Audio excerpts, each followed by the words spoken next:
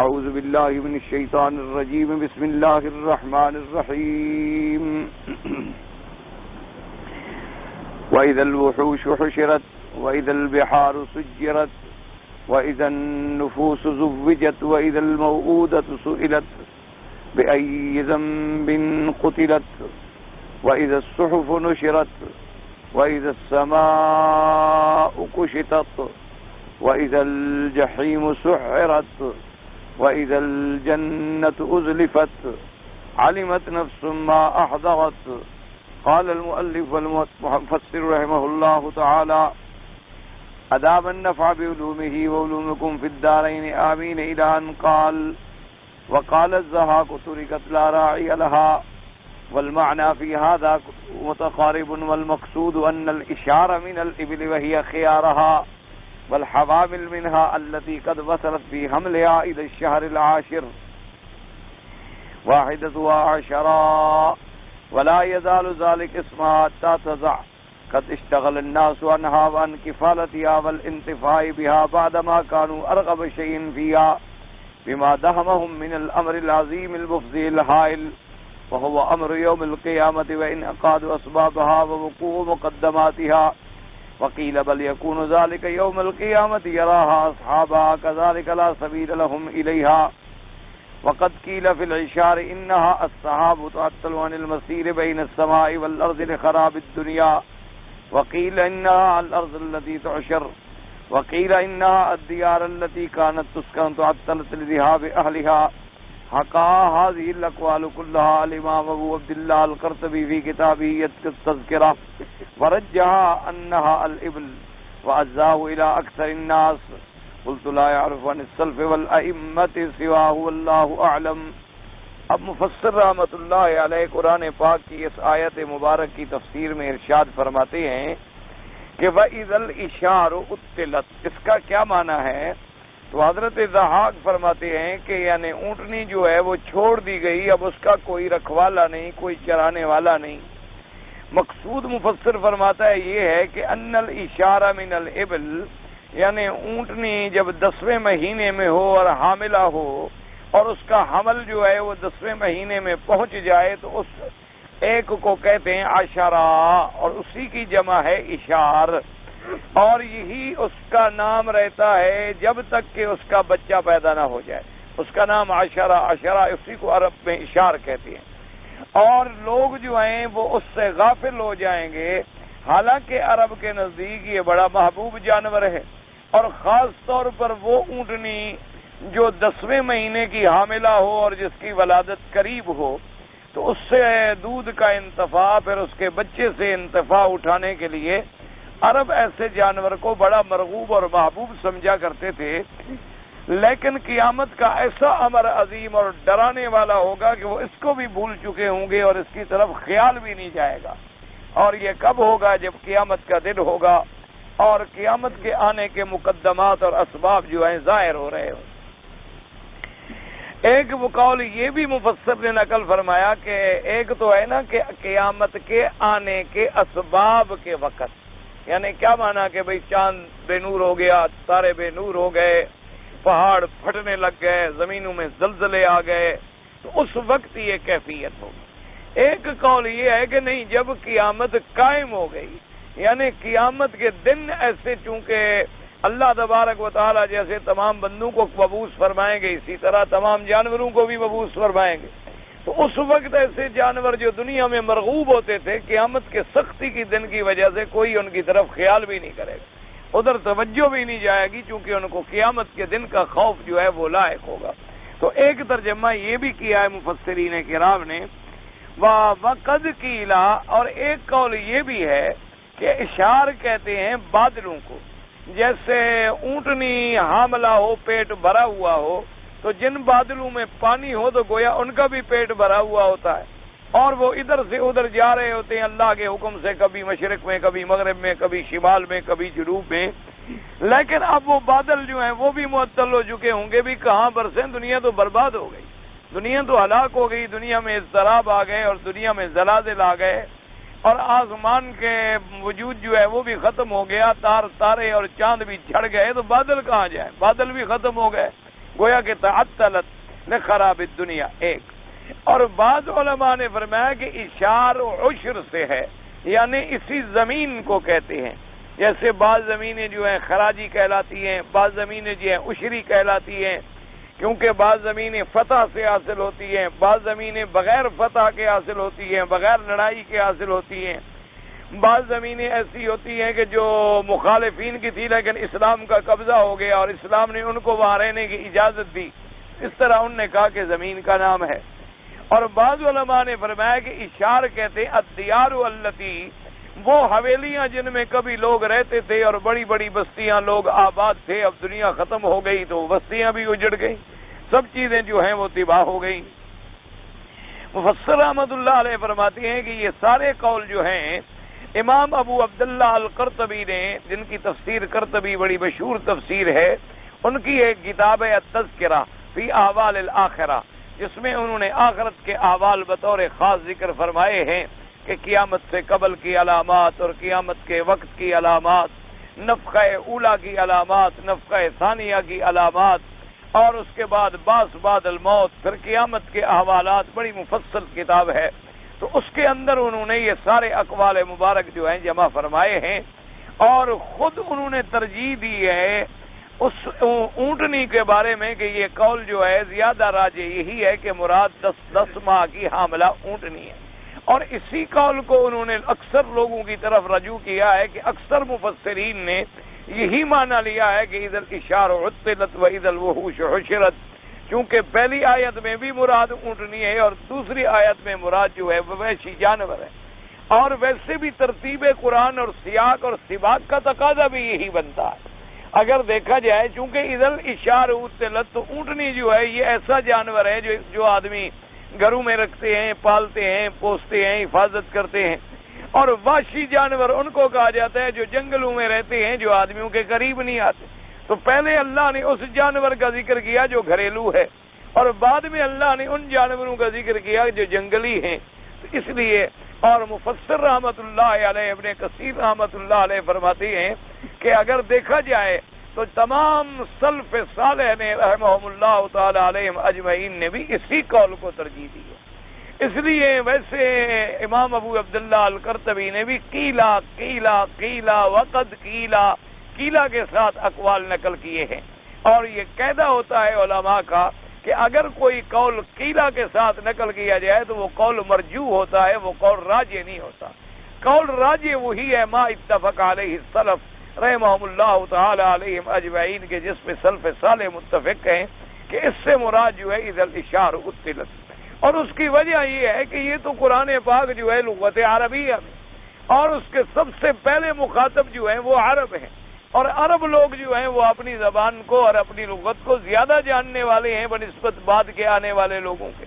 تو لہذا جب انہوں نے بھی اسی کا ترجمہ یہی سمجھا، حضرت ابن عباس رضی اللہ تعالی عنہ نے بھی اسی قول کو ترجیح فرمائی. اس لیے مفسر رحمۃ اللہ علیہ نے وضاحت فرما دی کہ بھئی اس کے ما سوا سلف سے تو قول منقول نہیں ہے. البتہ بعد کے لوگوں نے کچھ اقوال بیان فرمائے ہیں. تو مقصود بیان کرنے کا یہ ہے کہ قیامت کا ایک ہیبت ناک منظر ہوگا کہ نفخہ اولا، اور جیسے قرآن نے فرمایا اذا زلزلت الارض زلزالها واخرجت الارض اثقالها وقال الانسان ما لها يومئذ تحدث اخبارها بان ربك اوحى لها. جب زمینوں میں اضطراب اور زلزلے آ جائیں گے، اور یوم تسیر الجبال سیرا، جب پہاڑوں کو چلا کے اڑا دیا جائے گا، اور جب آسمان پھٹ جائیں گے، جب تارے گر جائیں گے، جب چاند اور سورج بے نور ہو کے جہنم میں ڈال دیے جائیں گے، تو اس وقت اضطراب کا کیا عالم ہوگا، اسی طرح سے آپ اندازہ فرمائیں. اسی لیے قرآن فرماتا ہے یا ایھا الناس اتقوا ربکم، اے لوگوں ڈرو اپنے رب سے. ان زلزلۃ الساعۃ شیء عظیم، وہ قیامت کا زلزلہ جو ہے وہ بہت بڑی چیز.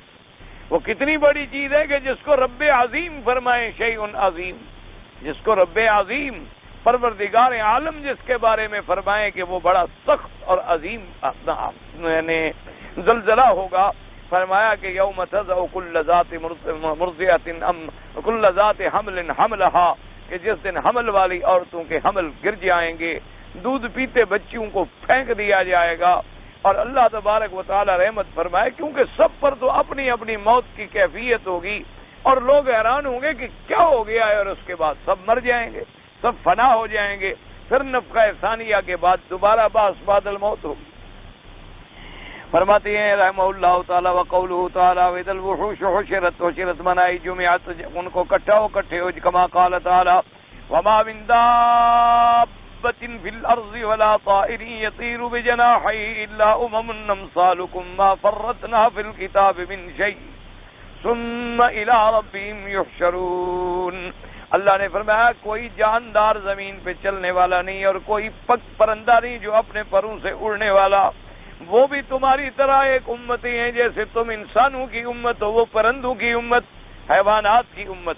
فرمایا ہم نے کوئی چیز ایسی نہیں جو اللہ نے فرمایا کتاب میں ذکر نہ فرمائی ہو، اور پھر سب نے قیامت والے دن اٹھنا ہے اور اللہ کے حضور میں پیش ہونا ہے۔ اس سے معلوم یہ ہو گیا کہ چرند پرند حیوانات ان کو بھی سب کو دوبارہ اللہ زندہ فرمائے۔ اسی لیے حدیث پاک میں بھی آتا ہے کہ تمام جانوروں کو بھی دوبارہ زندہ کیا جائے گا، اور پھر اللہ تبارک و تعالیٰ ان کو بھی بدلہ دلوائیں گے۔ اگر کسی جانور نے کسی جانور پہ ظلم کیا ہے تو اس کا بھی بدلہ دلایا جائے۔ تمام بدلے دلانے کے بعد، تمام فیصلے فرمانے کے بعد اللہ حکم دیں گے کہ کونوا ترابا، کہ اب جتنے حیوانات ہیں سب کے سب مٹی بن جاؤ، وہ سب مٹی بن جائیں گے۔ اسی لیے کافر جب دیکھے گا کہ یہ جانور جو تھے ان کا ادلا بدلا ہو گیا لیکن یہ جہنم میں جانے سے بچ گئے، مٹی ہو گئے، تو یقول الکافر یا لیتنی کنت ترابا، اس وقت کافر چیخے گا، کہے گا ہائے ہم بھی مٹی ہو جائے، کم از کم جہنم کے عذاب سے تو بچ جاتے، ہم جہنم کے عذاب سے نجات پا جاتے۔ اس لیے وحوش و حشرت کا معنی یہ ہے کہ وہ جمع ہوں گے اور اکٹھے ہو جائیں گے، یا حشر کے معنی میں یہ ہے کہ انہیں اٹھا کے دوبارہ اللہ جمع فرما دے۔ اس لیے فرمایا فَإِذَا الْوُحُوشُ حُشِرَتْ قَالَ ابن عباس يُحْشَرُ كُلُّ شَيْءٍ حَتَّى الذَّبَابُ، رواہ ابن ابی حاتم۔ حضرت ابن عباس رضی اللہ تعالیٰ عنہ فرماتے ہیں اللہ ہر چیز کو زندہ کریں گے دوبارہ، حتیٰ کہ مکھی جو ہے اس کو بھی دوبارہ زندہ کریں گے۔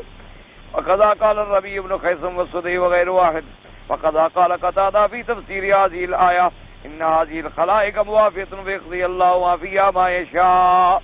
حضرت قتادہ نے بھی فرمایا کہ تمام خلائق، تمام مخلوقات جو ہے ان کو پورا بدلہ دیا جائے گا، یہ پھر دوبارہ اٹھیں گے، پھر اللہ ان کے بارے میں فیصلہ فرمائیں گے جو چاہیں گے۔ وقال اکرمۃ اشرا موتا، حضرت اکرمہ نے فرمایا کہ حشر کا معنی ان کی موت ہے، یعنی جب سب جانور مر جائیں گے۔ وقال ابن جریر حدثني علي بن مسلم الطوسي قال حدثنا عباد بن الوهاب قال حدثنا حسين بن كرمة بعض النبي قولي وذ الوحوش وجرت قال اشر البهائم موتها واشر كل شيء الموت غير الجن والانس فانهما يوقفان يوم القيامة۔ ایک قول یہ بھی آیا حضرت ابن عباس رضی اللہ تعالیٰ عنہ سے کہ بہائم کا حشر کیا ہے کہ ان کو موت دے دی جائے گی۔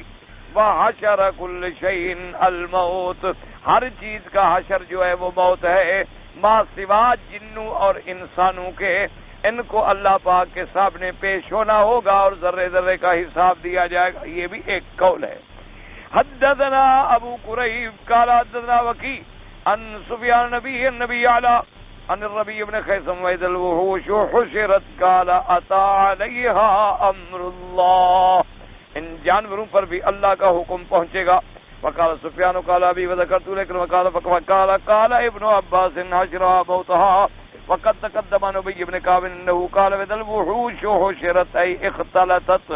قال ابن جرير رحمه الله تعالى ولولا قول من قال حشرت جمعت قال اللہ تعالی والطیر محشورۃ مجموعۃ۔ اب مفسر رحمۃ اللہ علیہ نے فرمایا کہ حضرت ابن جریر نے تمام اقوال نقل کرنے کے بعد فرمایا کہ راجح قول یہی ہے حشرت کا معنی جمعت، کہ ان کو جمع کیا جائے گا اور وہ دہشت کے مارے خود بخود جمع ہو جائیں گے۔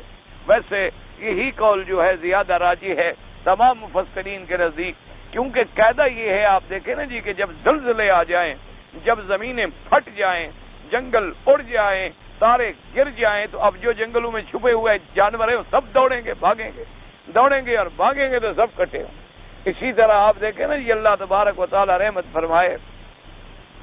اب پرندے بعض جو ہیں، بعض سے مضبوط ایک پرندہ دوسرے کو کھا جاتا ہے، مارتا ہے، لیکن اگر آپ کبھی شکار کریں اور بندوق کا فائر کر رہے ہوں تو جب اڑتے ہیں تو پھر غریب امیر شرارتی غیر شرارتی سب مل جاتے ہیں، بھاگ جو رہے ہیں. تو اس وقت بھی یہی عالم ہوتا ہے کہ جب زلزلہ آئے گا قیامت کا، پھر چاہے وحشی ہوں چاہے غیر وحشی ہوں، سب دوڑ رہے ہیں اور بھاگ رہے ہیں اور اکٹھے ہو رہے ہیں. کیا کریں، کوئی حل ہی نہیں ہے جانے کا. اور اس کے بعد پھر موت آ گئی. موت کے بعد ان کو دوبارہ کھڑا کیا جائے گا، پھر ان کا قصاص ہوگا، قصاص کے بعد پھر ان کو موت دے دی جائے گی. اس لیے مفسر فرماتی ہیں کہ چونکہ قرآن پاک نے فرمایا وَالطَّيْرَ مَحْشُورًا، محشورہ کا معنی وہاں بھی کیا مجموعہ، اس لیے قرآن کی آیت نے جب قرآن کی تفسیر فرما دی تو زیادہ راجح قول یہی ہے، اور اسی کو ابن جریر رحمت اللہ علیہ نے ترجیح عطا فرمائی. وقوله تبارک وتعالى وإذا البحار سجرت قال ابن جرير حدثنا يعقوب قال حدثنا ابن علي عن داود عن سعيد بن المسيب قال علي رضي الله تعالى عنه لرجل من اليهود أين جهنم قال البحر فقال ما أراه إلا صادقا والبحر المسجور وإذا البحار سجرت وقال ابن عباس وغير واحد صلى الله عليه الرياح الدبور وتسعرها وتسير نارا تأجج وقد تقدم الكلام على ذلك عند قوله تعالى والبحر المسجور. سعید ابن المسیب فرماتے ہیں کہ حضرت علی رضی اللہ تعالیٰ عنہ نے ایک یہودی سے پوچھا کہ این جہنم، جہنم کہاں ہے؟ تو اس نے کہا کہ حضرت میں تو یہی سمجھتا ہوں کہ یہ سمندر اور دریا جو یہی جہنم ہے. تو حضرت علی نے فرمایا کہ ما اراہ الا صادقا، ہاں میں سچا سمجھتا ہوں. بات اس نے ٹھیک کی، بات جو ہے اس نے ٹھیک کی ہے. تو کبھی کبھی اصل میں یہ ہوتا تھا کہ یہود چونکہ اہل کتاب تو ہے، ان کے بعد بہرحال کتاب تو آئی. یہ علیحدہ بات ہے کہ ان بدبختوں نے اللہ کی کتاب کو بھی بدل ڈالا، انہوں نے اللہ کی کتاب میں بھی تعریف کر ڈالی اور اللہ کی کتاب میں معنوی اور لفظی ہر قسم کی تعریف کی. لیکن بہرحال کتاب تو تھی ان کے پاس، اس لیے کبھی کبھی صحابہ رضوان اللہ علیہم اجمعین بھی ان سے باتیں پوچھا کرتے تھے تاکہ ان کو. اور دوسری بات یہ ہوتی ہے کہ جب اللہ کے قرآن کی تصدیق دشمن بھی کر جائے تو اس لیے وہ اور زیادہ فضیلت ہوتی ہے کہ اللہ کا قرآن کتنی بڑی سچائی ہے کہ یہود باوجود دشمن ہونے کے، باوجود بغض رکھنے کے، وہ باتیں مانتے ہیں جو اللہ کے قرآن میں آتا ہے. اس ماننے سے وہ مسلمان نہیں ہو جاتے. یہ بات یاد رکھا کریں. بہت سارے لوگوں کو بڑا دھوکہ لگا ہے. بڑے بڑے علماء، بڑے بڑے لوگ، یعنی اتنے جلیل القدر علماء کے جن کا نام لیتے ہوئے بھی آدمی یعنی ڈرتا ہے، ان لوگوں کو بھی اللہ معاف فرمائے. بڑا عجیب دھوکہ لگا ہے. اللہ پاک ہدایت نصیب فرمائے. اللہ تبارک و تعالی ہمیں یعنی ذلت الاقدام سے بچائے. کیونکہ قاعدہ ہے کہ بڑے لوگوں کے پاؤں ہی پھسلتے ہیں. نہیں، یہ تو قاعدہ ہے نا کہ سمندر میں یا دریاؤں میں تیرنے والا ہی ڈوبا کرتا ہے، جو کبھی پانی میں گھسے نہ اس نے کیا ڈوبنا ہے. تو اس لیے یہ بڑے بڑے لوگوں سے پھر غلطیاں بھی بڑی بڑی ہوتی. بعض بڑے بڑے علماء، نام میں نہیں لیتا تاکہ کسی عالم کی توہین نہ ہو جائے، کسی عالم کے بارے میں تنقیص نہ ہو جائے. انسان ہے، انسان سے غلطیاں ہوتی ہیں. بڑے بڑے علماء بھی اس ذہن میں آ گئے کہ اللہ کو مانتا ہے، قیامت کو مانتا ہے، اپنے زمانے کے نبی کو مانتا ہے تو ٹھیک ہے، وہ بھی بچ جائے گا جہنم سے. حالانکہ یہ بات غلط. بات صحیح یہ ہے، یاد رکھیں کہ حضور پاک کے آنے کے بعد جو آدمی میرے مدنی محمد مصطفیٰ پر ایمان نہ لے آئے وہ کافر ہے. وہ کافر ہے اور وہ جہنمی ہے جب تک وہ کلمہ نہ پڑھے محمد الرسول اللہ. اب یہ نہیں کہ وہ کہے میں موسیٰ علیہ السلام کو مانتا ہوں. موسیٰ علیہ السلام کی شریعت ہی ختم ہو گئی، عیسیٰ علیہ السلام کی شریعت ہی ختم ہو گئی. اب تو قیامت تک شریعت صرف ہے میرے آقا حضرت محمد الرسول اللہ. اگر آدمی سارے نبیوں کو مانتا ہو لیکن میرے پاک مدنی کو نہ مانے تو وہ مسلمان نہیں ہو سکتا، اور وہ کافر ہوگا اور اس کی موت کفر پہ ہوگی اور وہ جہنمی ہوگا. چاہے وہ اللہ کو بھی مانتا ہے، چاہے قیامت کو بھی مانتا ہے، آخرت کو بھی مانتا ہے، اپنے زمانے کے نبی حضرت موسیٰ علیہ السلام کو بھی مانتا ہے، حضرت عیسیٰ علیہ السلام کو بھی مانتا ہے، دنیا میں بھلائی کے کام بھی کرتا ہے، مدرسے بناتا ہے، سکول بناتا ہے، اسپتالیں بناتا ہے، خیرات کرتا ہے، لیکن ہے جہنمی جب تک کہ حضرت محمد الرسول اللہ صلی اللہ علیہ وعلی آلہ واصحابہ وسلم تسلیما کثیرا کثیرا پر ایمان نہ لے. اس سے بڑی بات کیا ہو سکتی ہے حدیث مبارک میں آتا ہے کہ ایک دن حضرت امیر المؤمنین سیدنا عمر بن الخطاب رضی اللہ تعالی عنہ بیٹھے تھے، کچھ تورات کا کوئی صفحہ ان کے ہاتھ میں لگ گیا تو آپ ان کے مطالعے میں مصروف تھے، یعنی مطالعہ فرما رہے تھے کہ بھی تورات میں کیا لکھا ہے۔ تو حضور صلی اللہ علیہ وسلم بھی مجلس مبارک میں موجود تھے تو حضور پاک کو بڑے ناراض کیا۔ سیدنا ابی بکر رضی اللہ تعالی عنہ وارضاہ آپ نے جب دیکھا تو حضرت سیدنا ابی بکر صدیق رضی اللہ تعالی عنہ نے فرمایا کہ ثقلتک امک یا عمر، عمر کاش تمہاری ماں نے تمہارا بوجھ نہ اٹھایا ہوتا، تم نہیں دیکھتے ہو کہ حضور پاک صلی اللہ علیہ وسلم ناراض ہو رہے۔ تو حضرت عمر نے بھی تورات سے جب نظر اٹھائی اور آقا کے چہرے پہ نظر ڈالی تو حضور کا چہرہ مبارک سرخ ہو چکا تھا غصے سے۔ تو سیدنا عمر رضی اللہ تعالی عنہ بھی منانا تو جانتے تھے نا، اپنے محبوب کو کیسے منایا جاتا ہے۔ وہ لوگ تو جانتے تھے نا کہ ہمارے محبوب اگر ناراض ہو جائیں تو محبوب کا راضی کرنے کا طریقہ کیا ہے؟ انہوں نے فوراً کہا یا رسول اللہ رضینا باللہ ربا وبالاسلام دینا۔ ان کو پتا تھا کہ اللہ کا نبی راضی ہوگا تو دین کی بات سے راضی ہوگا، جھنڈیوں سے راضی نہیں ہوگا۔ اللہ تبارک و تعالیٰ کا نبی جلوس سے راضی نہیں ہوتا، دھمال لگانے سے راضی نہیں ہوتا، قوالیوں سے، میلے ٹھیلوں سے راضی نہیں ہوتا۔ اللہ کا نبی تو راضی تب ہوتا ہے جب آدمی موحد بنے، جب آدمی دین اسلام پہ آ جائے، جب آدمی تمام دنیا کو چھوڑ کے ایک اللہ کے دروازے پہ جھک جائے۔ اس لیے فوراً حضرت عمر نے کہا رضینا باللہ ربا وبالاسلام دینا وبمحمد نبی ورسولا، کہ حضور ہم نے اپنے اللہ کی ربوبیت کا اقرار کیا، ہم نے دین کو اسلام کو سچا دین مانا، ہم نے اپنے آقا حضرت محمد مصطفیٰ کی نبوت اور رسالت کا اقرار کیا، تو پھر آپ ناراض کیوں ہو رہے ہیں؟ فرمایا عمر تم میرے زمانے میں میری شریعت کی موجودگی میں پچھلی کتابوں میں توجہ کرتے ہو، آج اگر موسیٰ بھی زندہ ہوتے تو میری شریعت پہ چلتے۔ تو مانا یہ ہے کہ اگر وہ نبی بھی اللہ زندہ کر دیں تو اب اگر اس زمانے میں اللہ کسی سابقہ نبی کو اٹھا کے کھڑا کر دیں، وہ بھی اپنی شریعت پہ نہیں چلے گا، وہ بھی تابع ہوگا شریعت محمد مصطفیٰ۔ اسی لیے عیسیٰ علیہ السلام صاحب شریعت رسول ہیں اور نبی ہیں، لیکن جب اتریں گے تو تابع ہوں گے شریعت محمد مصطفیٰ صلی اللہ علیہ وسلم۔ تو اس لیے ہمیشہ یاد رکھیں، ایک آدمی ساری دنیا کی چیزوں پر اللہ پر ایمان لائے، ملائکہ پر ایمان لائے، انبیاء پر ایمان لائے، قرآن پر ایمان، لیکن میرے مدنی کا کلمہ نہ پڑھے، ایمان نہیں ہو سکتا اور نہ نجات ہو سکتی۔ یہ مسئلہ ہمیشہ نہیں، بڑے بڑے لوگوں سے باتیں ہو جاتی۔ بعض بڑے بڑے علماء نے لکھا ہے، انہوں نے لکھا کہ قیامت کے دن اللہ تبارک و تعالیٰ کی صفت غضب جو ہے وہ بھی ایک دن جو ہے صفت رحمت آ جائے گی، تو جو کافر مر گئے، حتیٰ کہ قارون اور شداد اور نمرود اور فرعون اور حامان، ان کو بھی اللہ جہنم سے نکال کے جنت میں بھیجیں۔ بس رحمت کا غلبہ ہو گیا، انہوں نے کہا رحمت جو واسع ہے اللہ کی رحمت جو ہے ان کے غضب کے سبقت لے گئی۔ اس حدیث کو سامنے رکھ کر ان کا رجحان ادھر ہو گیا، لیکن تمام آیات کو جب دیکھا جائے تو نتیجہ کیا نکلتا ہے کہ کافر ہمیشہ جہنم میں رہے، خالدین فیہا ابدا، کافر ہمیشہ جہنم میں رہے گا، کبھی وہ جہنم سے نہیں نکلے گا۔ کلما ارادوا ان یخرجوا منہا اعیدوا فیہا، ان کو پھر ڈالا جائے گا اور حتیٰ کہ کہہ دیا جائے گا اخسؤوا فیہا ولا یتکلمون، کہ اب تمہیں بولنے کی بھی اجازت نہیں ہے، ہمیشہ جہنم میں رہو گے۔ اور اسی لیے حدیثوں میں واضح آ گیا کہ جب جنت والے جنت میں پہنچ گئے، پورے ہو گئے، یعنی جنہوں نے جنت میں جانا تھا لیٹ سویر سب چلے گئے، اور جہنم والے جہنم میں چلے گئے تو موت کو بھی موت آ گئی۔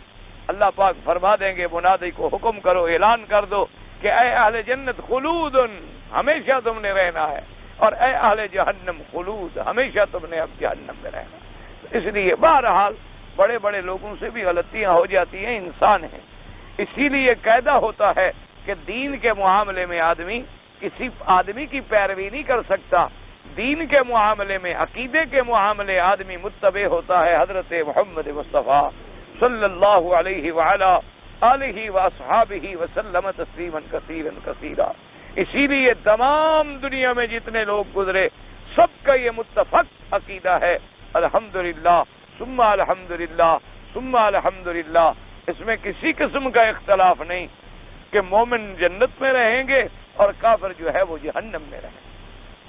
اصل میں یہ ہوتا ہے نا جی، آیات رحمت پر جب نظر پڑتی ہے، علماء دیکھتے ہیں نا اللہ کی رحمت، اللہ کی رحمت، اللہ کی رحمت، زانی کو بخش دیا، قاتل کو بخش دیا، ڈاکو کو بخش دیا، کافر کو بخش دیا، توفیق عطا فرما دی ایمان کی، ساری زندگی کفر میں گزری، ایک کلمہ پڑھا، نبی کا صحابی بنا دیا۔ جب ان آیات پہ نظر پڑتی ہے، انسان ہے چلا جاتا ہے، یار اللہ کی رحمت تو بڑی ہے، اگر اللہ معاف کر دیں تو کوئی کیا کر لے گا؟ اللہ تبارک و تعالیٰ ہیں تو ارحم الراحمین، ان کی رحمت کو کوئی روکنے والا ہے؟ اللہ تبارک و تعالیٰ کی مرضی ہے، جو چاہیں کر دے، فعال لما یرید ہے، یفعل ما یشاء ویحکم ما یرید ہے۔ اس لیے کبھی کبھی حضرت علی نے جیسے پوچھ لیا، اسی طرح حضرت عمر رضی اللہ تعالیٰ عنہ نے پوچھا تھا حضرت عبداللہ ابن سلام سے، انہوں نے پوچھا تھا کہ عبداللہ ابن سلام ایک بات بتاؤ، ایمان لانے سے پہلے بھی تم حضور کو پہچانتے تھے؟ تو حضرت عبداللہ ابن سلام رضی اللہ تعالیٰ عنہ نے جواب دیا، انہوں نے کہا امیر المومنین، خدا جانتا ہے حضرت محمد مصطفیٰ خاتم الانبیاء کی صداقت اور دیانت اور نبوت پر ہمیں اتنا یقین تھا کہ اپنے بیٹے میں تو شبہ ہو سکتا ہے لیکن محمد عربی کی نبوت میں شبہ نہیں تھا۔ تو حضرت عمر نے فرمایا وہ کیسے؟ اس نے کہا حضور بیٹے کے بارے میں صرف ایک عورت کی گواہی پر ہی اعتبار ہوتا ہے نا، بیوی کہتی ہے نا میں نے کوئی گڑبڑ نہیں کی، تیرا بیٹا ہے پتہ نہیں کی ہو، اور ہمارے پاس کوئی گواہی ہے؟ وہی آدمی کا ایک اعتبار ہی ہوتا ہے نا عورت پر، اور کوئی گواہ تو نہیں ہوتے نا۔ ایک عورت ہے گھر میں بیٹھی، آدمی سارا دن بیچارہ ڈیوٹی کرتا ہے، کیا پتا ہے اس کو کیا ہوا ہے گھر میں، کیا دلیل ہے اس کے پاس؟ ماں سوا ایک اعتماد کے، اعتماد ہے نا کہ اللہ کی رحمت سے میری بیوی ایسا کام نہیں کرے گی، ایسی غلطی نہیں کرے گی، ورنہ کوئی شہادت یا کوئی گواہی یا کوئی پہرا۔ اس لیے وہ ہمارے ہاں بلوچوں کی ایک مثل ہوتی ہے، وہ کہتے ہیں جی جو چوری خود چلنے والی ہو اس کو آدمی بھلا کیسے ڈھونڈے؟ وہ ایک مثل دیتے ہیں ہمارے دیہاتی، وہ کہتے ہیں دیکھو جی یہ جگ ہے، یہ نہیں چلتا، کہیں بھی چھپاؤ کسی نہ کسی وقت تو ڈھونڈ لیں گے، لیکن جو چوری خود چل رہی ہو، کبھی ادھر چلی جائے کبھی، اس کو کیسے ڈھونڈے ہم؟ عورت تو چلنے والی چوری ہے نا، اس کی تو ٹانگیں ہیں، وہ جو نکل کے چل پڑے کہیں چلی جائے، اللہ معاف فرمائے کوئی منہ کالا کر لے تو آدمی کیا کر لیتا؟ آدمی کے پاس کوئی دلیل ہے، کوئی گواہی ہے یا کوئی علم ہے آدمی کے پاس کہ آپ واپس جائیں گے تو آپ کو پتہ لگ جائے گا، اتنے بڑے پہنچے ہوئے ہیں آپ؟ یہ تو صرف ایک اعتماد ہے۔ انہوں نے کہا حضرت عورت کی گواہی پر بچے پر اعتماد ہے، اور محمد مدنی کا گواہ تو رب ہے جس نے تورات میں آپ کی صفتیں نقل فرمائی ہیں، حضور میں کیسے شک ہو سکتا؟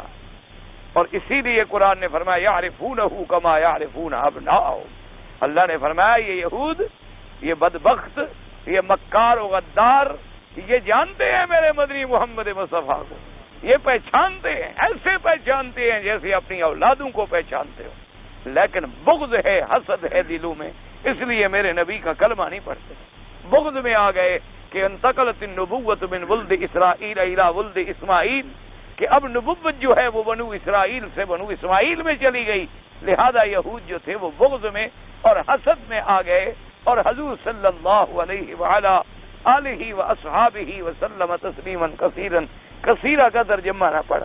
تو اس لیے بہرحال ہمیشہ یہ دعا کیا کریں کہ اللہ تبارک و تعالی ہمیں صحیح معنوں میں عقیدہ نصیب فرمائے۔ عقیدے کبھی مثالوں سے ثابت نہیں ہوتے، یاد رکھا کرو۔ یہ بعض ہوتے ہیں نا ہمارے جاہل برادری، اور جی فلاں بزرگ نے لکھا ہے اور فلاں بزرگ نے لکھا ہے، بزرگوں کے لکھنے سے عقیدے نہیں ثابت ہوتے، وہ بزرگ تب بنتا ہے جب اللہ کے قرآن کے تابع ہو جائے۔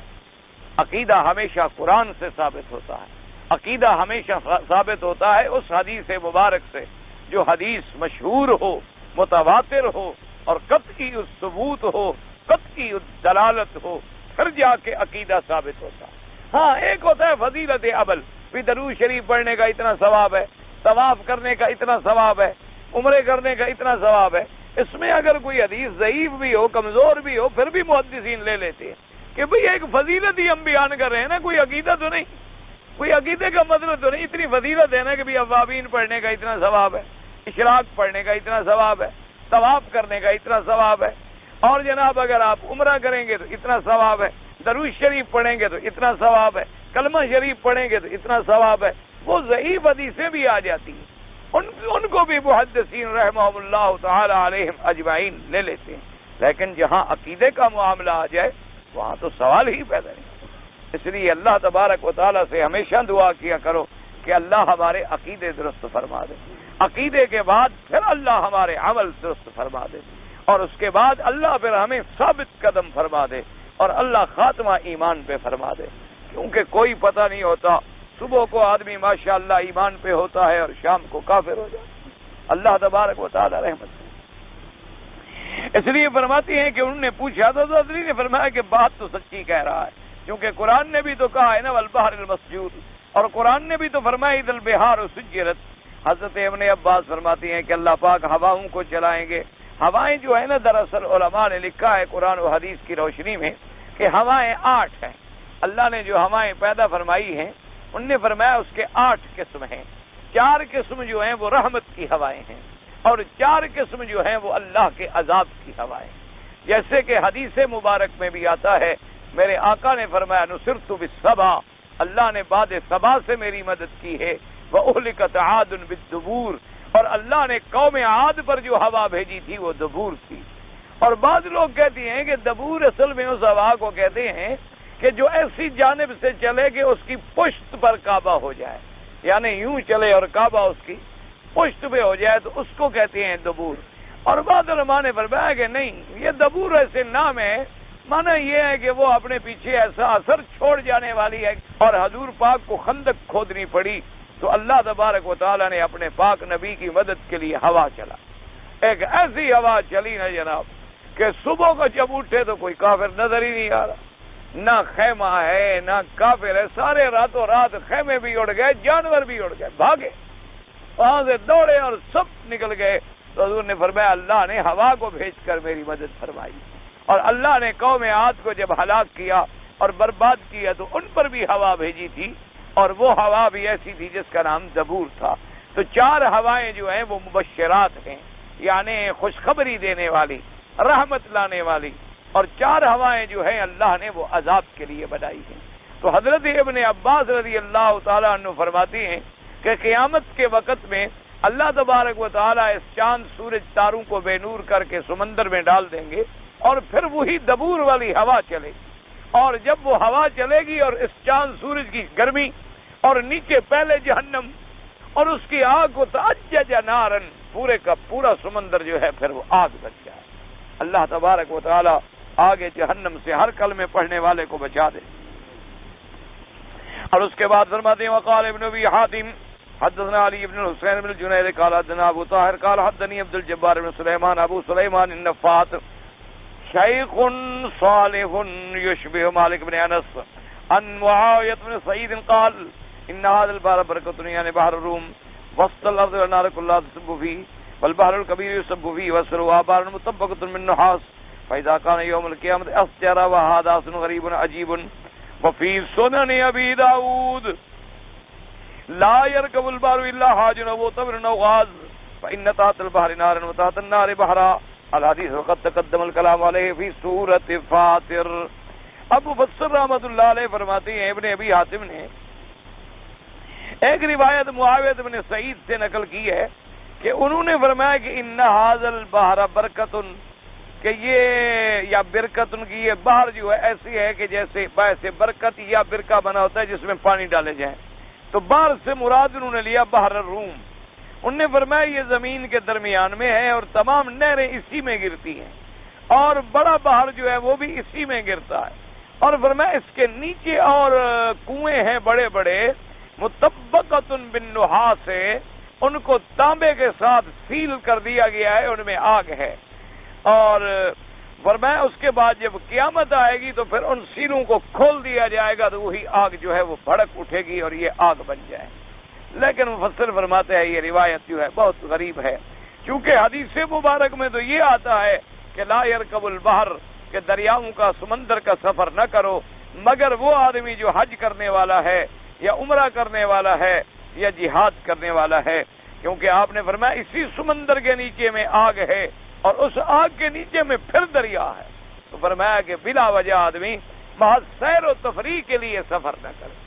اگر ایک آدمی نے تجارت کرنی ہے، ایک آدمی نے جہاد کرنا ہے، حج کرنا ہے، عمرہ کرنا ہے اور راستہ کوئی نہیں تو مجبوری ہے، لیکن اگر اور راستہ میسر ہو تو آدمی کوشش کرے کہ سفر نہ کرے۔ ورنہ جہاد میں صبر کرنے والوں کی تو بڑی فضیلت آئی ہے، جیسے کہ حدیث میں آتا ہے، حضور پاک صلی اللہ علیہ وسلم ایک دفعہ آپ اپنی نیند مبارک سے اٹھے تو آپ نے فرمایا کہ میری امت میں سے ایک جماعت ایسی ہوگی یرکبون علی صفد البحر، جو دریاؤں کے سمندروں کے سینوں پہ چڑھیں گے اور جا کے اللہ کے راستے میں جہاد کریں گے۔ فرمایا اس جماعت کا بھی درجہ ایسے ہوگا جیسے اصحاب بدر کا درجہ۔ تو بی بی صاحبہ جس کے گھر میں آپ تھے، ان نے کہا حضور میرے لیے بھی دعا کریں، اللہ مجھے بھی ان میں شامل کر۔ تو آپ نے فرمایا انت منہم، اللہ تبارک تعالیٰ تمہیں بھی ان کے ساتھ ملائے۔ اور وہ سب سے پہلا وہ جو حملہ ہے وہ بھی کیا ہے یزید ابن سفیان نے، ان کی قیادت میں وہ لشکر چلا جس میں صحابہ بھی تھے۔ بعض لوگ سمجھتے ہیں یہ کہ یہی یزید تھا، یہ یزید نہیں ہے، وہ حضرت معاویہ کا بھائی تھا، یہ تو حضرت معاویہ کے بیٹے ہیں، حضرت معاویہ بھی ابی سفیان کے بیٹے ہیں، اور وہ یزید ابن ابی سفیان وہ بھی ابی سفیان کا بیٹا ہے، تو اس لیے حضرت کا بھائی بنتا ہے۔ اس نے بہرحال یہ جہاد کیا اور اللہ تبارک و تعالی نے فتح عطا فرمائی۔ تو جہاد کے لیے تو سمندروں کے سینے کو چیرنا بڑی فضیلت، بڑے بڑے مجاہدین اسلام نے سمندروں پہ الحمدللہ بڑی جنگیں لڑی ہیں، کشتیوں سے اور بحری بیڑوں سے، اور ہمارے مجاہدین اسلام نے تو سمندروں میں بھی اپنے گھوڑے ڈال دیے اللہ کے سہارے پر۔ اصل بات تو یہ ہے کہ آدمی کا اللہ پر یقین ہو جائے۔ جب آدمی اللہ کا بن جاتا ہے تو اللہ کی ساری مخلوق اس کے تابع ہو جاتی ہے، اور جب آدمی اللہ کا نافرمان ہو جاتا ہے تو پھر نتیجہ یہ نکلتا ہے گھر میں بیوی کہنا نہیں مانتی، بیٹا بھی کہنا نہیں مانتا، بھائی بھی کہنا نہیں مانتا، ہمسایہ بھی کہنا نہیں مانتا، طالب بھی کہنا نہیں مانتا، کوئی کام کرے تو الٹ ہو جاتا ہے، تجارت کرے تو گھاٹا ہو جاتا ہے، کوئی کام میں ہاتھ ڈالے تو سونا بھی مٹی بن جاتا ہے۔ وجہ کیا ہے کہ اللہ ناراض ہے، اللہ حکم دے دیتی ہے، ہر چیز اس کی نافرمان ہو جاتی ہے، اور جب اللہ راضی ہو جاتا ہے تو ساری دنیا کو تابع کر دیتا کہ لوگ جانتے نہیں ہاتھ چوم رہے، پتہ ہی نہیں ان کو یہ کون ہے، یہ بھی نہیں جانتے بیچارے کہ یہ کون آدمی ہے، لیکن دوڑے ہوئے آ رہے ہیں اور مل رہے ہیں اور سینے سے لگا رہے ہیں اور چوم رہے ہیں، اور جناب میرے لیے دعا کر دیں حضرت، میرے لیے دعا کر۔ وہ خدا کے بندے پتہ ہے میں کون ہوں، نے کہا بس یہ مہربانی کریں، بس یہ اللہ کی رضامندی ہو، اللہ تبارک و تعالی کی رضامندی کی علامات ہوتی ہیں کہ جب اللہ تبارک و تعالی راضی ہوتے ہیں تو لوگوں کے دلوں میں خود بخود محبت ڈال دیتے ہیں اللہ تبارک۔ اور کبھی یہ محبت آزمائش بھی ہوتی، یہ بھی یاد رکھیں ابتلا بھی ہوتا، اللہ لوگوں کے دلوں میں عزت دیتے ہیں تاکہ دیکھیں پھر میرا بندہ کیا کرتا ہے۔ اگر بندے نے تکبر کیا، اگر بندے نے غرور کیا، اگر بندے نے فرعون کے نقش قدم پہ چلا تو پھر اللہ کوئی موسیٰ بھی پیدا فرما دیتے جو اس کی ہلاکت کا ذریعہ بن جاتا۔ اگر اس نے تواضع کی، اگر اس نے اللہ کے آگے تضرع کیا، اللہ نے اللہ کے آگے عاجزی کی، اللہ اس کے شان کو پھر ہمیشہ کے لیے بلند فرما دیتے۔ اس لیے اللہ تبارک و تعالی آپ کو بھی اور ہمیں بھی صحیح معنوں میں زندگی گزارنے کی توفیق عطا فرمائے۔ یہ ساری چیزیں اللہ ڈالتے ہیں، اسی لیے حدیث میں آتا ہے کہ جب اللہ کے ہاں بندہ محبوب ہو جاتا ہے اللہ بندوں کے دلوں میں بھی اس کے لیے محبت ڈال دیتے۔ اور ایک حدیث مبارک میں آتا ہے کہ اللہ اپنے جانوروں کو بھی حکم دے دیتے ہیں، سمندر کی مچھلیوں کو بھی حکم دیتے ہیں فلاں میرے بندے سے محبت کرو اور دعا مانگو اس کے لیے۔ اللہ کے ملائکہ ان کے لیے دعائیں کرتے ہیں۔ یہ اللہ کی رحمت ہوتی ہے، اللہ تبارک و تعالی رحمت فرما۔ تو یہ خدا کی قدرت ہے۔ ایک دفعہ کافی پرانا واقعہ ہے، حضرت بن نوری رحمۃ اللہ علیہ میرے ادبن شیخ ہیں، یعنی میں نے پڑھا تو نہیں ان سے لیکن بہرحال میرے شیخ ہیں، اللہ ان کے اوپر پہ رحمت فرمائے۔ حرم شریف میں بیٹھے تھے، عشاء کی نماز پڑھ کے میں نے ارادہ کیا کہ بھئی نماز سے فارغ ہو کر میں حضرت کو جا کے مل لوں گا۔ تو جس طرف وہ بیٹھے ہوئے تھے حضرت، میں اسی طرف جا رہا تھا کہ راستے میں نجد کے بڑے بڑے علماء بیٹھے تھے۔ وہ چونکہ راستے میں بیٹھے تھے لہٰذا میں پہلے ان کو ملا، پھر وہ آگے بیٹھے ہیں، وہ تو پیچھے بیٹھے تھے 2-4 صفحے، تو میں ان کو جا کے ملا، السلام علیکم ورحمۃ اللہ وبرکاتہ، خیریت ہے، کیسے؟ ان نے مجھ سے خیریت پوچھی، اور اس کے فوراً بعد ان میں سے ایک عالم نے مجھے کہا کہ اس صف میں ایک آدمی بیٹھا ہے، اس کو تم جانتے ہو؟ میں نے دیکھا، میں نے کہا جی وہ آدمی، نے کہا یہ اس کو جانتے ہو؟ میں نے کہا کیوں؟ فرمانے لگے معلوم ہوتا ہے کہ یہ عالم ہے، اس کے سینے میں اللہ نے قرآن اور حدیث کا علم رکھا۔ میں نے کہا جی کیسے پتا؟ انہوں نے کہا بس طبیعت چاہتی ہے ملنے کے لیے، اور اس کے چہرے پہ اللہ تبارک و تعالی نے ایک ایسی کشش ڈال دی ہے۔ میں نے کہا جی میرے استاد ہیں، ادب و احترام۔ انہوں نے کہا چلو پھر ہمیں بھی ملاؤ۔ تو ہم گئے اور حضرت کو ملایا، اور حضرت نے بڑی دعائیں کی، الحمدللہ اللہ ان کی، اب تو فوت ہو گیا، اللہ ان کی قبر پہ رحمت فرمائے۔ تو یہ دل میں اللہ ڈالتے ہیں، بندے کا کیا ہوتا ہے؟ بندہ تو کچھ بھی نہیں ہوتا، یہ اللہ تبارک و تعالی دلوں میں ڈالتے ہیں۔ اللہ تبارک و تعالی، اب وہ بھی علماء تھے، بڑے بڑے علماء، ماشاءاللہ بڑے بڑے علماء، نجد کی سرزمین نے بڑے علماء پیدا کیے۔ اللہ تبارک و تعالی ایسے ایسے علماء، اللہ ان کی قبروں پہ رحمتیں فرمائے، جو فوت ہو گئے، جو زندہ ہیں، اللہ ان سے اور زیادہ دین کا کام لے۔ اگر وہ علماء نہ ہوتے تو آج پوری دنیا میں کوئی ایک ملک بھی نہ ہوتا جہاں اسلام کا قانون تھا۔ یہ ان کی خدمات ہیں۔ یہ علیحدہ بات ہے کہ کوئی لوگ جلیں، کوئی لوگ ان کو وہابی کہیں، کوئی لوگ ان پر فتوے لگائیں، قدغن لگائیں، لیکن یہ خدمت تو کوئی نہیں بھول سکتا کہ پوری دنیا میں اگر کوئی خطہ جہاں میرے مدنی کا قانون چلتا ہے تو یہ ان کی برکتیں، یہ ان کی خدمتیں ہیں اور ان کی محنتیں ہیں۔ اللہ تبارک و تعالی ان کی محنتوں کو منظور فرمائے۔ ہمارے ہاں ٹھیک ہے بڑے بڑے لوگ پیدا ہوئے، یہی ہے نا کہ جلوس نکال لیتے ہیں۔ اور آج تو میں حیران ہو گیا، باقاعدہ آپ نے بھی شاید دیکھا ہوگا، کل پرسوں کا اخبار دیکھا، ماشاءاللہ اس دفعہ جو ماشاءاللہ 12 کو جلوس نکالے ہیں تو کعبہ بنایا ہے باقاعدہ۔ انا للہ و انا الیہ۔ پہلے میں لوگوں سے سنتا تھا، دیکھا نہیں تھا۔ لوگوں نے مجھے کہا، میں نے کہا یار ایسے کیسے ہو سکتا ہے؟ انہوں نے کہا جی ایسے ہوتا ہے۔ میں نے کہا خدا کے بندے، کعبۃ اللہ یہاں ہے، اس کے بعد وہاں تشبیہ بنانے کی، شبیہ بنانے کی کیا ضرورت؟ اور کعبۃ اللہ کا پورا ایک منظر بنایا، سامنے جناب حضور کے روضے کا منظر بنایا، اور چراغاں کیا گیا، اور پتہ نہیں کیا۔ وہ بھائی پھر تمہارا اور ہمارے ملنگوں کا کیا فرق ہے؟ وہ بھی تو پھر حسین کا روضہ بناتے ہیں۔ جھگڑا کائے کا؟ پھر آپ کا، ہمارا، یا ان لوگوں کا جو اپنے دیوی دیوتا کے تصور اور ماڈل اور تمثیلیں بناتے ہیں، پھر ان میں اور ہم میں فرق کیا ہے؟ خدا کے لیے ذرا غور کریں، اللہ ہدایت دے۔ ایسے نہیں کہ بس فوراً آدمی غصے میں آ جائے، وہابی وہابی وہابی وہابی، نبی کو نہیں مانتے، نبی کو۔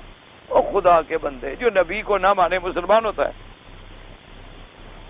یعنی آپ اندازہ کریں کہ جو لوگ یعنی اپنے کرتے جو ہیں وہ پڈلی پہ رکھتے ہیں، ایک مسواک جو ہے وہ ہر وقت جیب میں ہے، کیونکہ حضور کی یہ چھوٹی سی سنت بھی نہ رہ جائے، وہ حضور کو نہیں مانتے۔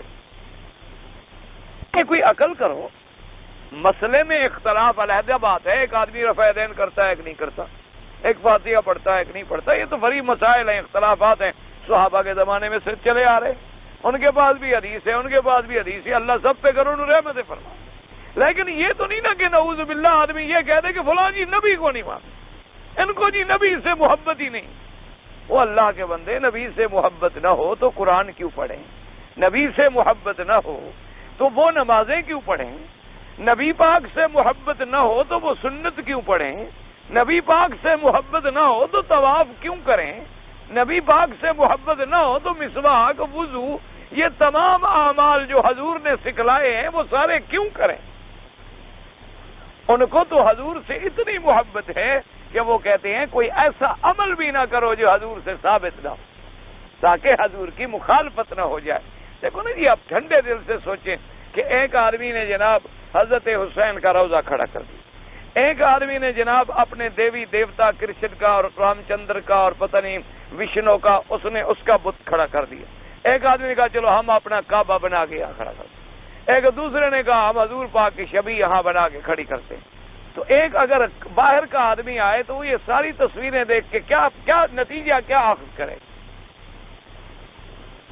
محبت کا معنی یہ ہے کہ حضور پہ درود زیادہ پڑھو، محبت کا معنی یہ ہے کہ حضور کی اتباع کرو، محبت کا معنی یہ ہے کہ تم کپڑا اسی طرح پہنو جیسے پہنا محمد الرسول اللہ نے، محبت کا معنی یہ ہے کہ تمہارے چہرے پر اسی طرح داڑھی ہو جیسے تھی میرے آقا حضرت محمد مصطفیٰ، اسی طرح پانی پیو جیسے پیا محمد الرسول اللہ نے، اسی طرح کھانا کھاؤ جیسے کھایا محمد مصطفیٰ نے، اسی طرح لیٹو، اسی طرح نیند کرو، اسی طرح اٹھو، اسی طرح وضو کرو، اسی طرح مسجد میں آؤ، اسی طرح طواف کرو، ایک ایک عمل. یہ دیکھو جی اب آپ 3 دفعہ دوڑتے ہیں، کیوں دوڑ؟ طواف میں جو آپ دوڑ رہے، اب کافر بھی مر گئے، مشرک بھی مر گئے، ابو جہل اینڈ کمپنی بھی جہنم پہنچ گئی. اب جو ہم دوڑ رہے ہیں کیوں؟ کہ سنت ہے محمد الرسول، کہ حضور کا وہ عمل، وہ دوڑنا جو ہے میرے اللہ کو پسند آ گیا اور قیامت تک کے لیے نمونہ بن گیا کہ ہر آدمی عمرے پہ آتا ہے. چھوٹے چھوٹے بچے ہوتے ہیں بیچارے، ان کو پتہ نہیں ہوتا غریبوں. چھوٹے چھوٹے بچے بڑے پیارے لگتے ہیں، اللہ ہر کسی کے بچوں کو اچھا بنائے. بچہ کسی کا بھی تو بچہ ہی ہوتا ہے. وہ چھوٹے چھوٹے بچے اور احرام باندھا وہ بھی دوڑے، ان کو کوئی پتہ نہیں کہ کیوں دوڑ رہے ہیں، کوئی پتہ چلتا کوئی نہیں. کبھی ادھر دوڑ جاتے ہیں، کبھی ادھر دوڑ جاتے ہیں. بچے ہیں بیچارے، پتہ تو کوئی نہیں کہ طواف میں ہم نے ادھر ادھر نہیں جانا، جدھر ان کا دل کرے وہ بھی دوڑ رہے. وجہ کیا ہے کہ حضور کی سنت زندہ. ورنہ حضور تو دوڑے تھے نا ایک وجہ کے لیے کہ کافروں نے اعتراض کیا کہ صحابہ کمزور ہو گئے، ان کو مدینہ منورہ کا موسم راس نہیں آیا اور ان کو بیماریاں لگ گئیں، یہ اتنی کمزور ہیں کہ اب یہ ہمارا مقابلہ نہیں کر سکتے. تو حضور پاک نے فرمایا کہ اپنی شجاعت کا اظہار کرو کہ ہم الحمدللہ اہل توحید ہیں اور اب بھی کفر سے لڑنے کی قوت رکھتے ہیں. تو اس وقت تو چلو ایک ضرورت تھی، بات تھی. اب نہ کافر رہے نہ مشرک رہے، وہ جہنمی مر گئے، اسلام کا غلبہ ہو گیا، مکہ فتح ہو گیا، 1400 سال سے اسلام کا پرچم لہرا گیا. لیکن اللہ کو وہ دوڑنا بھی پسند کہ حضور جو دوڑے تھے، دوڑو کیا مطلب. حضور صلی اللہ علیہ وسلم نے 2 رکعت طواف کے نفل جو تھے کہاں پڑھے؟ مقام ابراہیم پر. تو وہی پڑھنا سنت ہو گیا.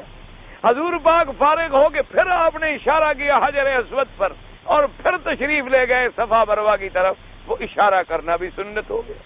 حضور پاک سب سے پہلے صفا پہ چڑھے، وہ صفا پہ چڑھنا بھی سنت ہو گیا. حضور صلی اللہ علیہ وسلم نے سر پہ اس طرح پھروایا، وہ بھی سنت بن گئی اور نمونہ بن گیا. ورنہ اللہ کو ہمارے بالوں کی کوئی ضرورت ہے؟ ہم جو بال مڑا کے پھینک دیتے ہیں اللہ میاں کا کوئی فائدہ ہے؟ یا ہمارے بالوں سے کوئی رسیاں شسیاں بناتے ہیں مکے والوں کے کام آتی ہیں؟ نہیں. اگر ہمارے بالوں کا کیا ہے مقصد، کیا ہے کہ وہ نمونہ قائم رہے جو سکھلایا ہے محمد الرسول اللہ، وہ عمل قائم رہے کہ آدمی کی مسلمان پہ نظر پڑے تو تصویر نظر آئے عمل رسول اللہ صلی اللہ علیہ وآلہ آلہ واصحابہ وسلم. دعا کرو اللہ ہمیں یہ محبت دے. اور جو میرے بھائی ایسی تشبیہیں بناتے ہیں، ایسے ماڈل بناتے ہیں، وہ بھی بیچارے چاہتے تو محبت ہیں لیکن طریقہ غلط ہے. اللہ ان کو بھی ہدایت نصیب فرما دے. اللہ تبارک و تعالی ان کو بھی صحیح معنوں میں عشق رسول نصیب فرما دے، صحیح معنوں میں اتباع رسول نصیب فرما دے. اور یہی دولت، یہی پیسہ، یہی سرمایہ اگر وہ دین کے لیے خرچ کر دیتے، اگر وہ سنت رسول کے حیا کے لیے خرچ کر دیتے، اگر وہ یتیموں، بیواؤں اور مسکینوں پہ خرچ کر دیتے تو اللہ کی رضا زیادہ حاصل ہوتی اور قیامت میں زیادہ اجر و ثواب ہوتا. کہ ہم آج وہ اس سبق کو دہرائیں کہ حضور پاک نے کیسے یتیموں پہ ہاتھ رکھا، کیسے بیواؤں کی مدد فرمائی، کیسے غریبوں کی رکھوالی کی، کیسے غلاموں کو آسمانوں پہ بٹھا دیا اور کیسے بلال جیسے لوگوں کو سینے سے لگا لیا، کیسے حضرت نے صہیب رضوان اللہ علیہم اجمعین ان غریبوں کو زمین فرش سے اٹھا کے مقام مرتبہ عرش کی بلندیوں تک پہنچا دیا. اس لیے اللہ سے دعا کریں اللہ ہمیں بھی اتباع نصیب کرے. اور جو میرے بھائی ان چیزوں کو اتباع سمجھتے ہیں اللہ ان کو سمجھ عطا فرمائے. کوئی ان سے دشمنی نہیں ہے الحمدللہ، نہ کسی سے دشمنی ہے، نہ کسی سے عداوت ہے، نہ کسی سے بغض ہے، نہ کسی سے گلہ ہے. ہمارا تو صرف ایک پیغام ہے کہ اللہ کے نبی کی محبت میں آ جاؤ کہ محمد سے وفا تو نے تو ہم تیرے. اگر حضور کی غلامی اختیار کرو گے تو ہم ان کے غلاموں کے بھی غلام ہیں. اور اگر تم حضور کے نام پر بدعات کرو گے تو ہم بدعات کے مخالف ہیں. سیدھی سی بات ہے. تمہیں بات اچھی لگے، تمہیں بات بری لگے، تمہیں بات میٹھی لگے، تمہیں بات کڑوی لگے، بہرحال جو حق ہے وہ تو کہنا ہے انشاءاللہ. جب تک اللہ نے یہ زبان دی ہے توفیق بھی اللہ عطا فرمائے. اور اس کے بعد فرماتی ہیں حضرت مجاہد مفسر فرماتے ہیں کہ آپ پہلے بھی پڑھ چکے ہیں سورۃ فاطر میں اس بحث کو. وقال مجاہد مسلم سجرت، وہ قدتیاں نے ان کو بھڑکایا جائے گا، آگ جلائی جائے گی. وقال لا یبست انہوں نے کہا کہ خشک ہو جائیں گی. وقال الزاق وقتادہ غاز ما ہوا فذهب فلم يبقى فيها قطرہ کہ دریاؤں کے پانی جو ہے ختم ہو جائیں گے, کوئی قطرہ باقی نہیں بچے گا. اصل بات وہی ہے, دیکھیں نا کہ جب آگ بن جائے گی تو پانی تو نہیں بچے گا نا, پانی تو بس آگ بن گئی, دہت تو خطرہ ختم ہو گیا. وقال الزاق واذا سجرت فجرت, انہیں فرمایا بانا پھٹ جائیں گی. وقال السدی فتحت, کھول دیے جائیں گے. وقال ربیع بن خیثم سجرت فاضت, یعنی بہ جائیں گے, یعنی پھٹ جائیں گے, مل جائیں گے, ختم ہو جائیں گے اور اس کو جہنم کی آگ بنا دیا جائے. تو اکثر راجح قول جو ہے مفسرین کرام کے نزدیک وہ یہی ہے, کیونکہ قرآن پاک کی دوسری آیت بھی اسی کا تقاضا کرتی ہے. والبحر المسجور فرماتے ہیں وقولہ تبارک و تعالی وَإِذَا النُّفُوسُ زُوِّجَتْ, کیا معنی؟ ای جمع کل شکل الی نذیرہ, اللہ تبارک و تعالیٰ قیامت میں ہر عمل والے کو اکٹھا کر دیں گے. یعنی کیا معنی؟ کافر کو کافر کے ساتھ, مومن کو مومن کے ساتھ, زانی زانی کے ساتھ, شرابی شرابی کے ساتھ, جواری جواری کے ساتھ, سود خور کے ساتھ, جھوٹی گواہی والے جھوٹی گواہی کے ساتھ, یعنی سب کو اکٹھا کر دیا. احشروا الذین ظلموا وازواجهم, اللہ فرمائے گے ان کو اٹھاؤ جن لوگوں نے اپنے جانوں پہ ظلم کیا اور ان جیسوں کو. وقال ابن ابي حاتم حدثنا ابي قال حدثنا محمد بن الصباح البزار قال حدثنا الوليد بن ابي ثور سمع عن النعمان بن بشير انه قال قال رسول الله صلى الله عليه وسلم النفوس زوجت قال الضرباء كل رجل مع كل قوم كانوا يعملون عمله. حضور پاک نے فرمایا کہ قیامت میں ہر ٹولہ علیحدہ علیحدہ کر دیا جائے گا, ہر آدمی کو اس کے اکٹھے کیا جائے گا جو اس کے عمل کے مطابق عمل کرتا ہے. یعنی لوتی کو لوتی کے ساتھ, زانی کو زانی کے ساتھ, شرابی کو شرابی کے ساتھ, چور کو چور کے ساتھ. وذالک بان اللہ عز وجل یقول وکنتم ازواجا ثلاثہ, جیسے اللہ نے فرمایا کہ پہلی تقسیم جو ہے وہ تین ہوگی. کیا معنی؟ واصحاب المیمنۃ ما اصحاب المیمنہ, دائیں والے کیا اچھے ہیں دائیں والے. واصحاب المشأمۃ ما اصحاب المشأمہ, بائیں والے کیا برے ہیں وہ. والسابقون السابقون, اور وہ لوگ جو سبقت کر گئے ایمان میں عمل میں. قال هم الضرباء, تاکہ وہ اقسام ہوں گے قسمیں ہوں گی. ثم روى ابن بياد من طرق النخر عن سماك بن حرب النعمان بن بشير ان عمر بن الخطاب رضي الله تعالى عنه خطب الناس فقرأ فإذا النفوس زوجت فقال زوجان طلب كل شيعة إلى شيعتهم. حضرت امیر المومنین عمر بن الخطاب رضی اللہ تعالیٰ عنہ نے خطبہ فرمایا اور آپ نے فرمایا کہ ہر شیعہ کو اس شیعہ کے ساتھ, یعنی ہر جماعت کو اس جماعت کے ساتھ. شیعہ مانا ہوتا ہے جماعت, ایک جماعت, پھر یہ مراد نہیں ہوتی, یعنی ہر جماعت جو ہے جس عمل والی جماعت ہے ان کو, جو آدمی ان جیسے عمل کرتا ہے قیامت میں اللہ کہیں گے ان کو بھی انہی کے ساتھ کھڑا کر. وفی روایت عمر رجلان عاملان العمل وادخلان بالجنۃ والنار, اور بعض علماء نے فرمایا مراد یہ ہے کہ جنت کے عمل کرنے والوں کو جنت والوں کے ساتھ اور جہنم کے عمل کرنے والوں کو جہنم والوں کے ساتھ اکٹھا کر دیا جائے گا. وفی روایت النعمان قال سئل عمر عن قوله تعالى واذا النفوس زوجت قال يقرن بين الرجل الصالح والرجل الصالح ويقرن بين الرجل السوء والرجل السوء في النار فذلك تزويج الانفس. حضرت عمر سے پوچھا گیا اس آیت کے بارے میں, آپ نے فرمایا اللہ اچھوں کو اچھوں کے ساتھ ملا کے جنت میں بھیجیں گے اور بروں کو بروں کے ساتھ ملا کے جہنم میں بھیجیں گے. یعنی جو آدمی جیسے اس کا عمل ہوگا اسی عمل والے کے ساتھ اللہ اس کو اکٹھا کر دیں گے. جو اچھے عمل والے لوگ ہیں ان کو صالحین کے ساتھ ملا کے جنت میں بھیج دیں, اور جو برے عمل والے لوگ ہیں اللہ معاف کرے ان کو صالحین کے ساتھ ملا کے جہنم میں بھیج دیں. وفی روایت النعمان رضی اللہ تعالیٰ عنہ قال للناس ما تقولون فی تفسیر هذه الآیہ وَإِذَا النُّفُوسُ زُوِّجَتْ فَسَكَتُوا. انہوں نے پوچھا کہ اس آیت کی تفسیر میں کیا کہتے ہو, صحابہ چپ ہو گئے. قال ولكن عالمه الرجل يصف نذير من اهل الجنة والرجل يصف نذير من اهل النار. آپ نے فرمایا اس کا مراد یہ ہے کہ جس آدمی کے عمل جس سے ملتے ہوں گے جنت والے سے ملیں گے تو اللہ ان کو جنت والوں سے ملا دیں گے, اگر جہنم والوں سے ملیں گے تو جہنم والوں سے ملا دیں گے. احشر الذين ظلموا ازواجهم وقال له في ابن عباس في قول تعالى النفوس زوجت قال ذلك حين يكون الناس ازواجا ثلاثه. جب اللہ تبارک و تعالیٰ تین قسمیں بنائیں گے تو جن کے عمل کفار کے ہوں گے ان کو کافروں کے ساتھ اور مومن والوں کو مومنوں کے ساتھ. وقال ابن ابي نجيح عن مجاهد النفوس زوجت قال امثال الناس جمع بينهم وقد قال ربيع بن خيثم وقال واختار ابن جرير وهو الصحيح. اصل صحیح قول بھی یہی ہے کہ قیامت میں اللہ تبارک و تعالیٰ ہر عمل کی شکل والے کو اسی کے ساتھ ملائے. یعنی وہی بات, یعنی چور چور کے ساتھ, زانی زانی کے ساتھ, شرابی شرابی کے ساتھ, جواری جواری کے ساتھ, راشی راشی کے ساتھ, سود خار کے ساتھ, اسی طرح جو پکے نمازی ہیں نمازیوں کے ساتھ، روزے والوں یعنی ہر عمل کی مشابہت سے ان کو ان کے ساتھ ملا دیا جائے گا۔ دعا کریں اللہ ہمیں صالحین سے ملائے، اللہ ہمیں صادقین سے ملائے، اللہ دنیا میں بھی ہماری صحبت اچھے لوگوں سے رکھے، اور اللہ حشر بھی ہمارا صالحین کے ساتھ کرے۔ اسی لیے قرآن میں ہمیں دعا سکھلائی گئی وَتَوَفَّنَا مَعَ الْأَبْرَارِ، اللہ ہماری موت جو ہے اچھوں کے ساتھ۔ کیا معنی؟ یہ نہیں ہوتا کہ جب اچھا مرے ہم مر جائیں، مریں گے تو اپنے وقت پر، معنی یہ ہوتا ہے کہ ہمارا حشر قیامت میں ان کے ساتھ۔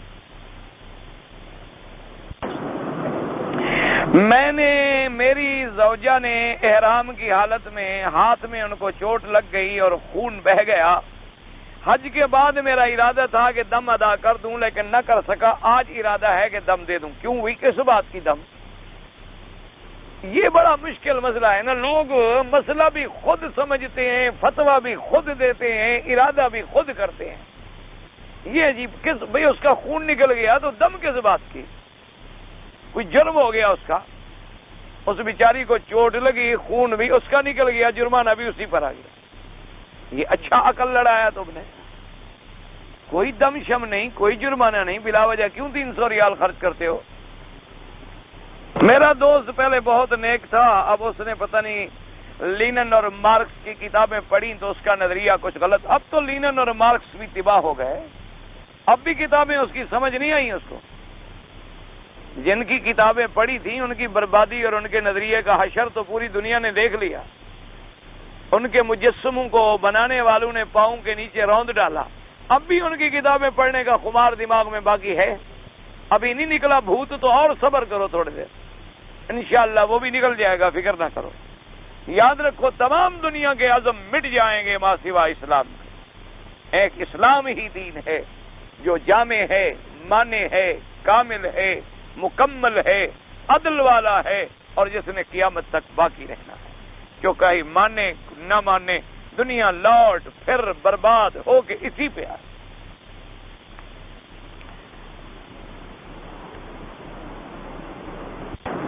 گناہ کیا ہے، ثواب کیا ہے؟ جو اللہ نے کہا ہے تو وہ منع کیا ہے وہ گناہ، تو دلیل تو آپ نے خود دے دی ہے، تو پھر میں کیا دلیل دوں جب اللہ نے کہہ دی؟ اس کے بعد بھی کوئی دلیل ہے؟ بھائی اللہ کے بندے آپ مجھے سمجھائیں، ایک آدمی نوکری کرتا ہے، مالک اس کو کہتا ہے کہ تمہاری ڈیوٹی یہ ہے کہ میرے گیٹ پہ بیٹھے رہو۔ مالک نے کہہ دیا تو گیٹ پہ بیٹھنا ڈیوٹی ہے، نہیں بیٹھے گا تو مخالفت ہے۔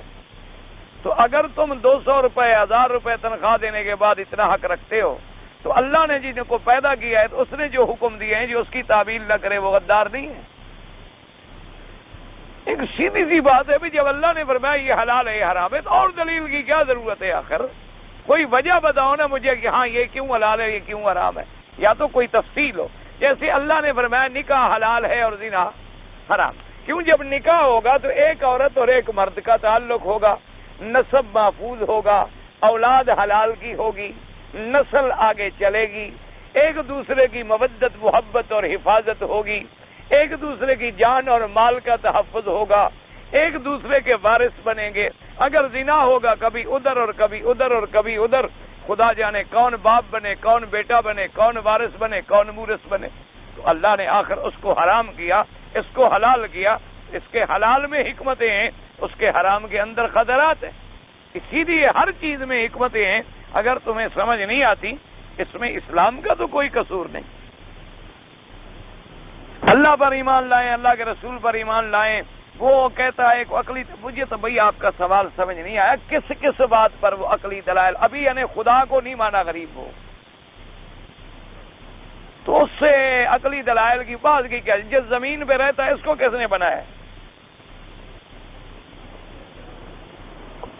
اس نے خود بنایا یا لینن نے بنائی تھی؟ عقل کی بات کرو نا، آخر اگر انہوں نے بنائی ہوتی تو آج ایسے تو تباہ نہ ہوتے، اگر ان کا بھی کوئی ٹکڑا ہوتا۔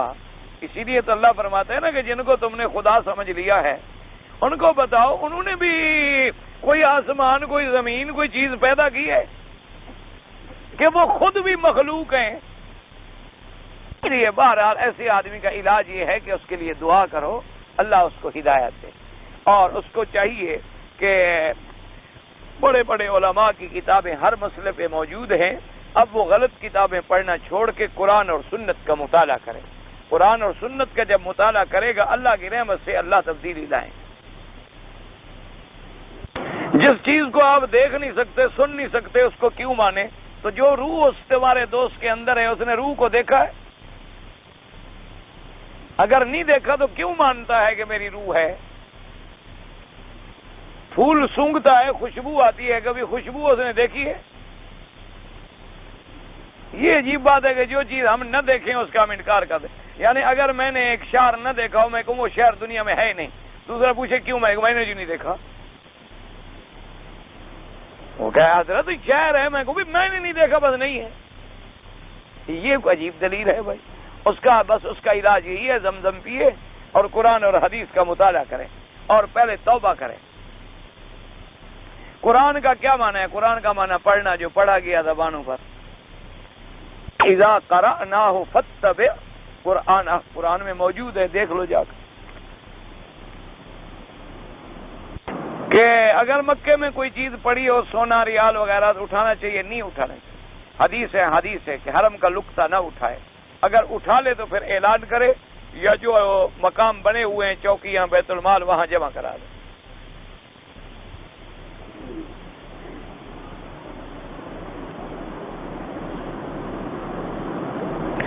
ایک آدمی پاکستان سے آیا، احرام باندھا. احرام باندھنے کے بعد جب یہاں آیا تو پہلے گھر گیا، گھر جا کے سو گیا. سو کر اس نے چادر بدل لی. صبح اٹھ کر پھر احرام والی چادر باندھ کے احرام ادا کیا. کوئی حرج نہیں، صرف چادر بدل لی تو گڑبڑ نہیں ہوئی. اگر چادر بدلنے سے مراد اور کوئی گڑبڑ ہے تو پھر مسئلہ بعد میں پوچھنا. اگر صرف یہ ہے کہ چادر بدل دی کہ میں رات کو سو رہا ہوں میرا احرام گندا نہ ہو جائے، اور صبح پھر وہی احرام والی چادر باندھ دی اور عمرہ کر لیا، کوئی بات نہیں، کوئی حرج نہیں. یہ بات بڑی مشہور ہے کہ اماں حوا علیہ السلام کے صبح ایک اولاد ہوتی تھی اور شام کو ایک اولاد ہوتی تھی. بھئی نہ ہمیں اماں حوا ملی، نہ ہم نے اماں حوا کی اولاد ہوتے دیکھی، نہ ان کے عقیقے میں شریک ہوئے، نہ ایسی باتوں کا ذکر قرآن میں ہے. صرف اتنا آتا ہے وہ بھی پرانی کتابوں میں کہ ان کو اللہ تبارک و تعالی جو حمل ہوتا تھا تو جو بچے پیدا ہوتے تھے تو دوسرے حمل والوں سے رشتہ کر دیا جاتا تھا. ان کے زمانے میں یعنی بہن بھائی کا نکاح